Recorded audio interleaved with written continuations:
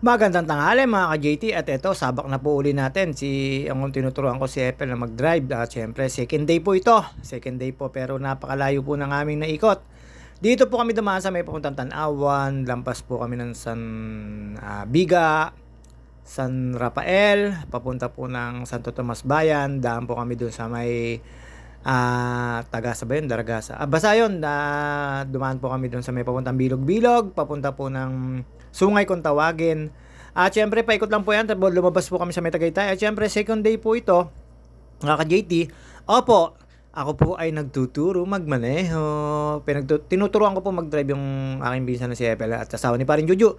At ayan, dire-diretso lang po tayo dyan at dumating po kami sa Welcome to Batangas. Ayun nga po, boundary po ng Calamba at saka ng Batangas ang aming dinaanan. Ito kahabaan na yan. At alam nyo naman po tayo, basta ganito lang at kayang-kaya natin ay ibibigay natin ang ating kagustuhan nilang matutong magmaneho. Ayan, ayan pa yung arko. Siyempre, ito, pawarti na po ng biga to. Diretso na po ito. At ayan, alam nyo naman, di maring di magkakit. Ayan, nakita nyo naman po. At simple-simple lang po yung pagdadrive. Siyempre, hindi naman natin kailangan lituhin ang tinuturuan natin mag-drive. Basta yun, chill-chill lang. Pero nakawak po naman ako sa handbrake niyan at pinahayaan lang po natin ng diskarte, tinuturuan ko lang po at sinasabihan ko na hindi pwedeng ang diskarte ko ang manaig dun sa pagmamaneho dahil siya ang nasa manibela, dapat yung diskarte niya ang masusunod. Pag meron lang po mga wrong way or placer na kailangan o liliko sa kanan o kaliwa or may mga humps, yun lang po yung tinuturo ko sa kanya na ganito gawin, ganyan ang gawin, yun lang naman po mga basic na yun. Tapos ayan, nandito na po tayo sa may Talisay.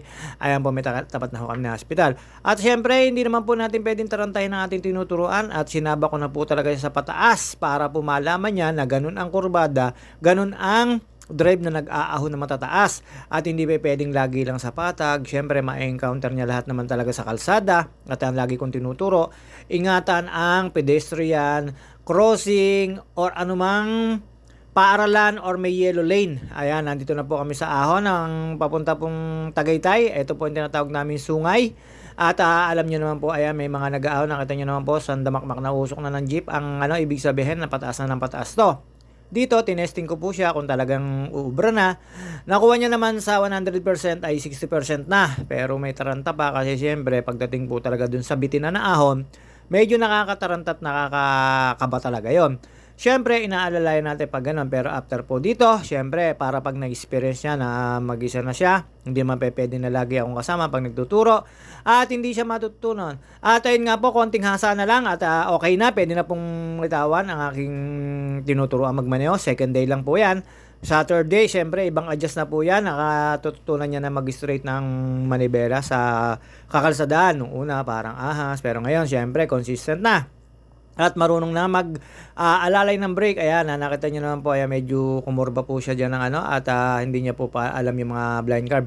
At ito po, makalampas po dun sa may subdivision at tanaw na yung Talik. Nandito na po kami sa patas na to at yun nga po, may mga konting kurbada pa rin po rito na medyo syempre inaalalayan ko pa rin siya.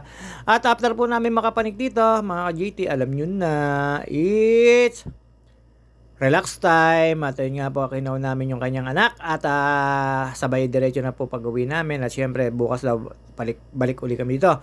At ito na po yung way na nasa Tagaytay na po kami na natapos po yung sungay at medyo nakahinga raw po naman siya ng ayos at syempre back to normal to. At syempre kailangan natin padana sa mga tinuturuan natin sa mag-drive yung mga ganong ahon para hindi sila excuse me po, para hindi sila nalilito pagka naman sila na ay mag-isa. Hindi naman pwedeng lagi tayong kasama. Kailangan po natin matutunan nila lahat ng kakalsadahan.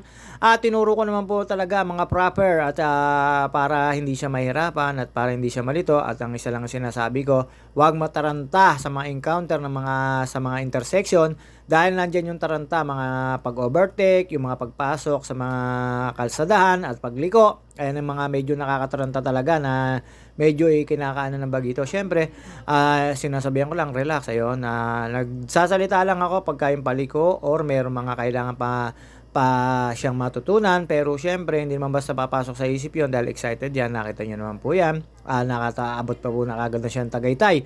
Second day po yan na pangalawang araw ng pagtuturo natin, medyo basic na, lalo sa ikatlong araw marami na pag-a-adjust yan at marami na siyang matututunan. Ang kailangan niya na lang ay tandaan ang mga kakalsadahan, kung saan siya liliko at kung saan siya pupunta.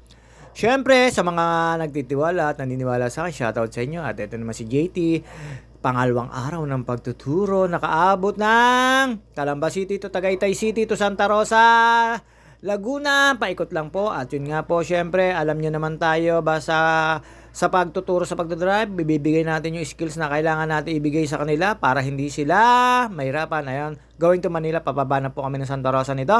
At alam nyo naman po ito, medyo pauwi na po tayo dyan at madadaanan nyo lang po dito yung mga bilihan ng fruits. At yun nga po, ayan, nadaanan din ng araw, hindi laging gabi.